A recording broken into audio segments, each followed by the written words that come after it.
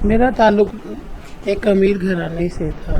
اماں جان نے میری شادی ایک غریب لڑکی سے کر دی جو دن رات ان کی خدمت کرتی اور مجھے خاطر میں نہ لاتی۔ رحیل کا تعلق ایک بہت ہی اونچے خاندان سے تھا۔ وہ 4 بھائی تھے۔ تینوں بھائیوں کی شادی اماں جی نے اچھے سے اچھے گھرانوں میں کی تھی۔ وہ تینوں امی جان کو خاطر میں نہ لاتی تھی۔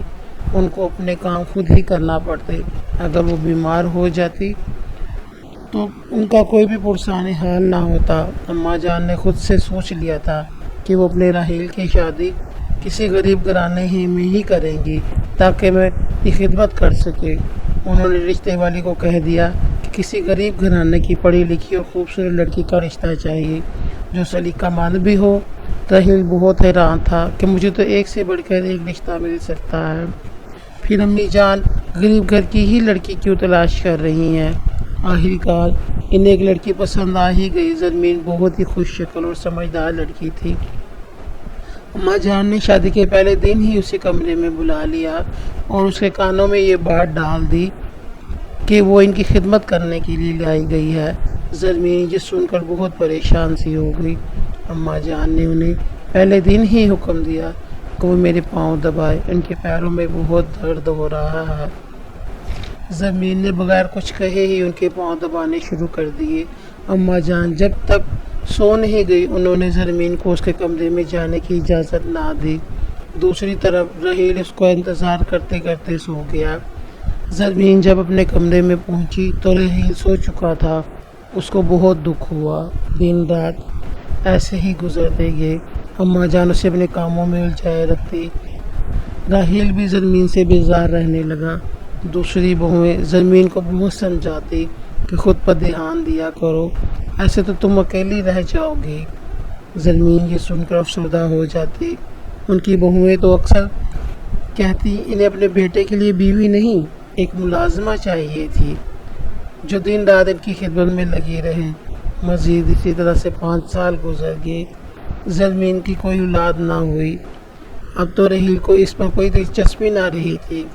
کبھی کبھی تو اماں جان زرمین سے فرمائش کرتی کہ سورۃ الرحمن کی تلاوت کرے اور زمین 2 گھنٹے قرآن پاک کی تلاوت ہی کرتی رہتی۔ زمین کو جب بھی وقت ملتا وہ وضو کر کے جائے نماز پر کھڑی ہو جاتی اور اللہ سے رو رو کر دعا کرتی، یا اللہ اس کے شوہر کا دل اس کی طرف مائل کر دے۔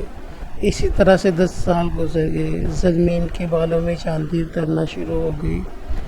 انہی دنوں اماں جان کچھ بیمار سے رہنے لگی۔ زرمین کچھ اور ان کی خدمت میں مصروف ہو گئی۔ دن بہ دن اماں جی بیمار ہوتی گئی اور ایک دن اپنے خالق حقیقی سے جا ملی۔ دوسری بہوؤں کو تو کوئی خاص فرق نہ پڑا، لیکن زرمین کچھ پریشان رہنے لگی۔ رحیل بھی تو اس پر توجہ نہ دیتا تھا۔